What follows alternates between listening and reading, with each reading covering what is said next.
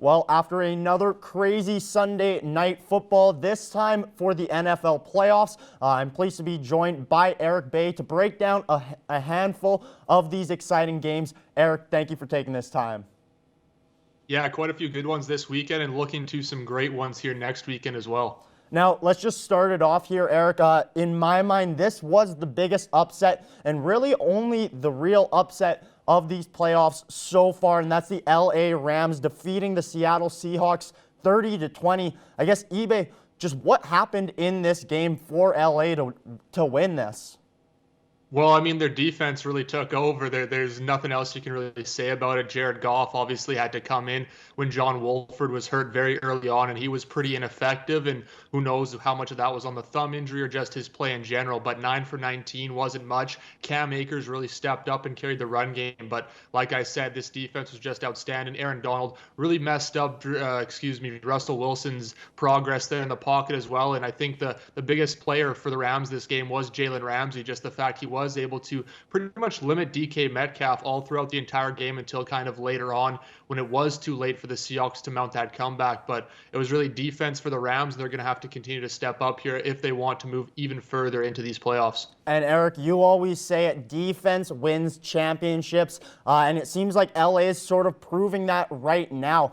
When you look at Seattle, they've been struggling at different points in the season on either side of the ball, and it just showed that on Saturday night, it was their offense that did struggle. They did have DK Metcalf, who did, have a handful of big plays, including 2 touchdowns. It just was too little, too late, it almost seems like. Now, Eric, just looking into next week, how big is this defense, and specifically Aaron Donald, going to be for the LA Rams? Yeah, I mean, if they played well this weekend, they're going to have to play absolutely lights out against the guy who's probably going to be the MVP, and that is Aaron Rodgers.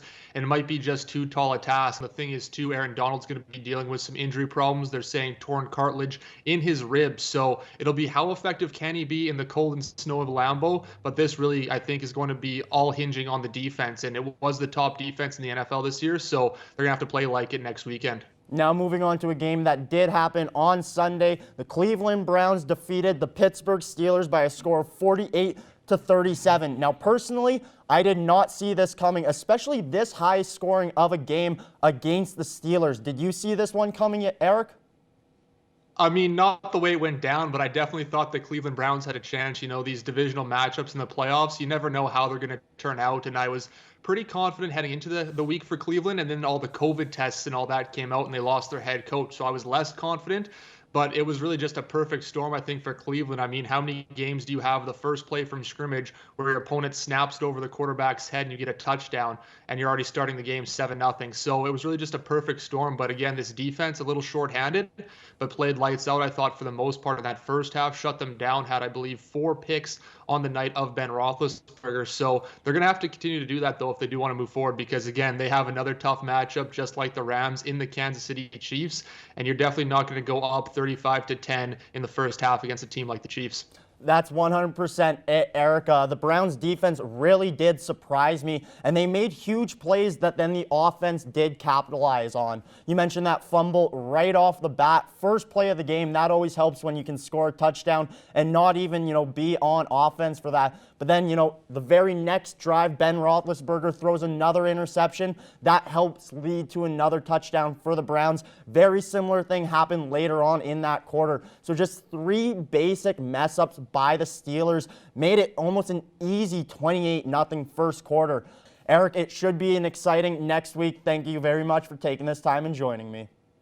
Yeah, again, like you said, very exciting matchups. Looking forward to it.